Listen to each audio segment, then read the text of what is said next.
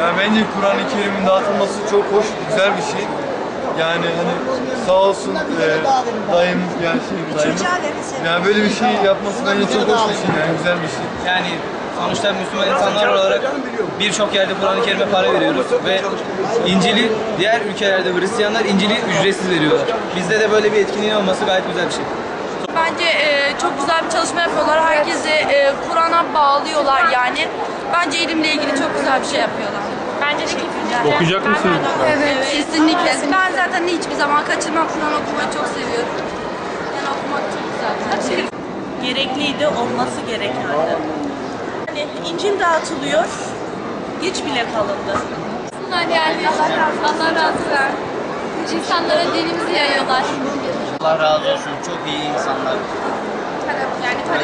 Yani parasız verdikleri için el aleme İncil falan veriyorlar bize. Kur'an verdikleri için onlara minnettarız. Herkes Okuyacak mısın? okuyacağım. Kesinlikle okurum ben bunu. Hatta Bu çalışmayı bize iten öncelikle toplumumuz Kur'an-ı Kerim'den habersiz. İstedik ki bu Kur'an-ı Kerim insanların gündemine girsin. İnsanlar Kur'an'ın Allah'ın kitabı, kelamı olduğunu hatırlasınlar. Bunun dışında ülkemizde çok ciddi manada misyonerler çalışıyor. Kendi dinlerini, kendi inançlarını bizim insanımıza anlatıyor. Biz bu konuda niye eksik kalıyoruz, niye zayıf kalıyoruz, niye geride kalıyoruz? Bunun tasasını, derdini düşündük arkadaşlarla beraber. Bundan dolayı kitap fuarında bundan böyle Allah nasip ederse biz de Kur'an-ı Kerim insanlara hediye etmeyi düşündük ve Bismillah diyerek bu bizim ilk siftahımız, ilk başlangıcımız oldu. İnşallah hayırlara vesile olur. Hamdolsun Kur'an-ı Kerim'in dağıtımı konusunda insanların güzel bir teveccühü var. Biz böyle bir teveccühü ciddi manada beklemiyorduk. Biz şu an yetiştiremiyoruz daha ilk yıl olmasına rağmen. Biz ortalama her güne ortalama 1000 tane dağıtmayı düşünürken bu şekildeki bir ortamı gördükten sonra herhalde 5000 tane de az gelir. Bazen yetiştiremediğimden dolayı veya yorulduğu dolayı ara vermek zorunda kalıyoruz. Şu anda öyle bir arayı yaşıyoruz. Dağıtmak için özel bir poşet yaptık. Poşette de özellikle Alak Suresi, Kur'an-ı Kerim'de ilk ayet oku, yaratan Rabbinin adını okuyla mesajı vermeye çalışıyoruz.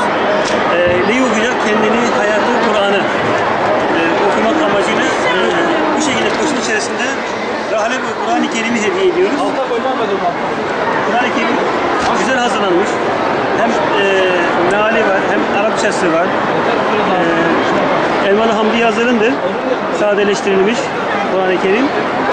İnanın insanlarımız gerek Arapçasını veya mealini okuyarak en azından kendini toparlamaya yönelik, kendini düzeltmeye yönelik bir girişim olur, bir başlangıç olur inşallah.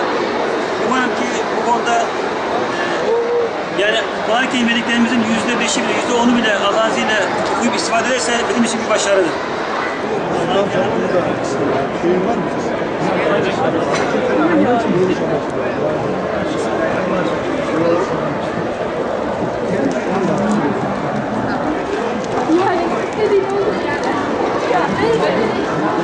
Kur'an okumak ve yaşamak için değil mi çocuk? Ablamıza verelim, ablamızı bekletmeyelim. Bismillahirrahmanirrahim. Ama okuyacaksın, tamam mı? Allah'ın kelamını.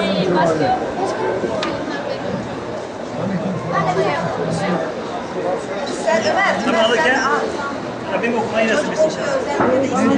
Rabbim okumayı nasip etsin.